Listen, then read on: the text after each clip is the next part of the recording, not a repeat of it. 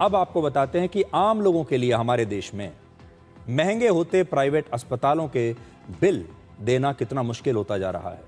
आजकल लोग अक्सर शिकायत करते हैं कि प्राइवेट हॉस्पिटल्स अब 5 स्टार होटल से भी महंगे बन गए हैं। 5 स्टार होटल का कमरा सस्ता है और प्राइवेट हॉस्पिटल का कमरा महंगा है। यहाँ इलाज 5 स्टार होटल की तरह ही महंगा होता जा रहा है, जबकि सच्चाई ये है कि हॉस्पिटल्स में लोग सिर्फ इलाज के लिए जाते हैं, किसी वेकेशन के लिए या लग्जरी के लिए नहीं। प्राइवेट हॉस्पिटल्स में इलाज शुरू होने के साथ ही अलग अलग टेस्ट के नाम पर, डॉक्टर्स की फीस के नाम पर, अस्पताल के कमरे का किराया और महंगी दवाओं के नाम पर आपका बिल लगातार बढ़ता रहता है। अब संसद की स्वास्थ्य और परिवार कल्याण समिति ने अपनी एक रिपोर्ट पेश की है, जिसमें उन्होंने कई बड़े बदलाव करने के लिए सुझाव दिए हैं। वो कहते हैं कि अब प्राइवेट हॉस्पिटल्स में इलाज को सस्ता करने, उसे पारदर्शी बनाने और जवाबदेही बढ़ाने पर काम होना चाहिए। सबसे बड़ा सुझाव ये दिया गया है कि बड़े बड़े शहरों के प्राइवेट हॉस्पिटल्स में कमरे का किराया उस हॉस्पिटल के आसपास के इलाके में मौजूद किसी भी 3 स्टार होटल के औसत किराए से ज्यादा नहीं होना चाहिए। जैसे दिल्ली में प्राइवेट अस्पताल है, मान लीजिए सर गंगाराम, उसके सिंगल रूम का हर रोज का किराया है 12,500 रुपए, जबकि इस अस्पताल के आसपास जो 3 स्टार होटल हैं उसका एक दिन का औसत किराया 2,000 से लेकर 5,000 रुपए के आसपास है। इसी तरह मुंबई के लीलावती हॉस्पिटल में सिंगल रूम का हर रोज का किराया लगभग 7,000 से 14,000 रुपए तक है। हालांकि इससे महंगे रूम्स भी इस अस्पताल में हैं। इस हॉस्पिटल के आसपास उस इलाके में जो 3 स्टार होटल्स हैं उनका एक दिन का औसत किराया 4,000 से 10,000 रुपए है। हमारे देश में सरकारी और प्राइवेट हॉस्पिटल्स में इलाज के खर्च में काफी अंतर है।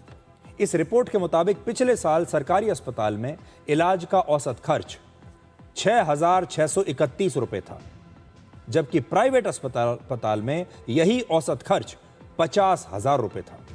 आप सोचिए, सरकारी अस्पताल में 6,000, प्राइवेट अस्पताल में 50,000। पिछले साल प्राइवेट हॉस्पिटल्स में बच्चे की डिलीवरी पर, जो चाइल्ड डिलीवरी होती है, उस पर एक मरीज का औसत खर्च 37,500 रुपए था, जबकि सरकारी अस्पताल में इसी डिलीवरी का खर्च सिर्फ 2,299 रुपए था। कहां 2,300 रुपए और कहां 37,000 रुपए औसत खर्च है ये। प्राइवेट और सरकारी अस्पतालों के खर्च में इतना बड़ा अंतर होने की एक बड़ी वजह कमरे का किराया भी है। प्राइवेट हॉस्पिटल्स में कमरे की कैटेगरीज के हिसाब से पैसा लिया जाता है और ये पैसा बहुत ज़्यादा होता है। प्राइवेट हॉस्पिटल्स में इलाज का खर्च कम करने और मनमाने बिल को रोकने के लिए अब कई नई सिफारिशें की गई हैं। जैसे किसी बीमारी के इलाज, मेडिकल टेस्ट या सर्जरी के लिए एक जैसा रेट तय होना चाहिए, जिससे एक ही इलाज या जांच के लिए अलग अलग प्राइवेट हॉस्पिटल में अलग अलग मनमाने पैसे आपसे ना लिए जा सकें।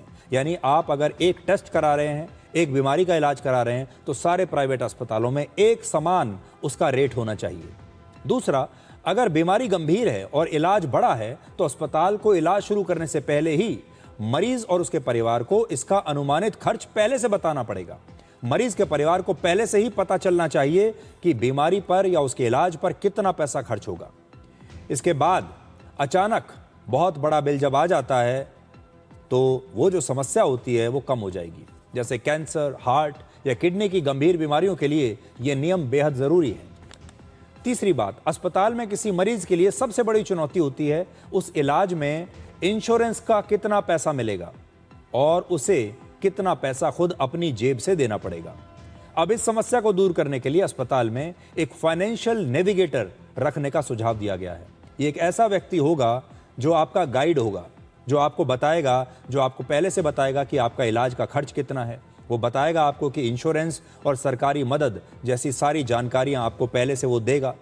वो आपको हर प्रकार की सहायता भी देगा, असिस्टेंस देगा, जानकारी देगा कि आपका जो टोटल बिल आएगा उसमें सरकारी योजनाओं में कितना कवर हो जाएगा, उसमें से आपको इंश्योरेंस से कितना मिल जाएगा और कितना आपको अपनी जेब से देना पड़ेगा।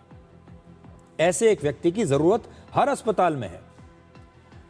अगर मरीज को लगता है कि अस्पताल ने गलत या ज्यादा बिल बना दिया है तो उसकी शिकायत का समाधान तुरंत होना चाहिए। इसके लिए अलग से व्यवस्था बनाने की सलाह इस समिति ने दी है। इसके अलावा सरकारी अस्पतालों को और बेहतर बनाने और स्वास्थ्य पर सरकारी खर्च बढ़ाकर जीडीपी का 2.5% तक खर्च करने का सुझाव इस समिति ने दिया है, ताकि अगर सरकारी अस्पताल बेहतर हो जाएं तो बहुत सारे लोगों को फिर प्राइवेट अस्पताल जाने की जरूरत ही क्यों पड़ेगी। हम इसीलिए तो जाते हैं पर प्राइवेट अस्पताल में, क्योंकि सरकारी अस्पतालों में लंबी लाइन है, नंबर नहीं आएगा, और दूसरी बात यह है कि आपको कभी भी अच्छी सुविधाएं नहीं मिलेंगी।